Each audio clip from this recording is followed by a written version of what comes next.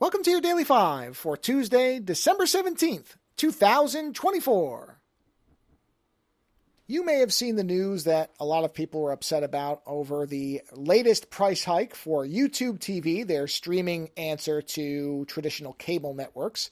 It's going to go into effect, I think it's the second week of 2025 in January. And it is raising the current price of, I think, $71 to, well, it's $82.99, but $83. I really don't know what the point of the 99 cents is when you're not doing a round number. I know that $19.99, somehow most people don't read that as $20, but $82.99, I don't think it works that way. It's sort of a strange number. So there's obviously some kind of probably generative AI calculus behind that. Regardless, a lot of people were upset because YouTube had denied that this price hike was going to happen within a few days before they finally confirmed that it was. And I guess to some people, the idea that a big company would lie to them was news. I'm not really sure why. But in any event, the thing that strikes me about this is I went and I checked because I was curious. I haven't kept track of what the YouTube TV prices are. I knew there have been several price hikes from their initial days of $35 or $36 when it was a really compelling offering as an alternative to traditional cable. So I went and I looked inside of the Xfinity Comcast portal because that's who I get my internet from. And as I expected, there are now a number of traditional cable packages that basically offer almost all the same features as YouTube TV. Now, it's not a one-to-one comparison. I'm not going to misrepresent it that way. But at one point, paying almost half of what a even low-level cable subscription would be to get YouTube TV was almost a no-brainer. I mean, it was one of those things where the only reason I didn't go to it in the early days is because they didn't carry sports at that point. And my wife and I watch baseball, so it just wasn't a feasible option for us. And that was what kept us off it. And at this point, I don't think I'd have any reason to go to it. Since I already have my internet through Xfinity, I don't know why I wouldn't just get my cable through them if I felt like I needed the aspects of TV that YouTube TV offers. And to some degree, I'm not really surprised by this.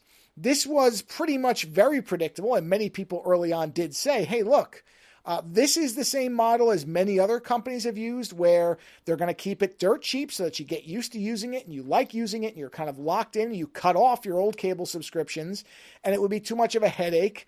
And honestly, it would be too much of an adjustment to justify moving back to traditional cable or going elsewhere. And so many people saw this exact thing happening. I will actually be very surprised. I should reverse this. I'll be very surprised if there is not another price hike inside of 2025. There may even be two. I'm not basing that on any insider info. There's nothing that tells me that, except that my instinct is that when you start getting to the point where you are now costing more than the very thing that you were meant to replace, or at least were marketed as replacing, then you have a degree of confidence that people aren't going to leave, probably because they enjoy what you... And I'm not saying that YouTube TV is bad. This isn't a quality judgment whatsoever. And, if you want to actually look at the difference in HD quality between cable, although many of them, including Comcast Xfinity now, have streaming options for their channels that overcome the limits of coax cable. So even that difference is kind of negligible, and it involves people actually necessarily telling that difference. But the overall thing here is that at one point, to look at how much you would save by cutting the cord, which early days, I think a lot of people were very overly optimistic that this was going to basically be the thing that ended the cable companies and that there would be these cheap options, and somehow they thought they would last forever. But instead, what we're seeing is that essentially the new cable options are following the same basic approach that the old ones did. They're putting more channels in and bundling more things, but of course, along with that, they're raising the price, and they're making it in such a way where you can't divest those options, at least not that I've seen. So again, the fact that Google lied about it or misrepresented or whatever term you want to use, I don't care about that. That's something I would expect. I don't trust Google very much anyway, but any big company is going to try to minimize a negative response to something that they're going to eventually announce anyway.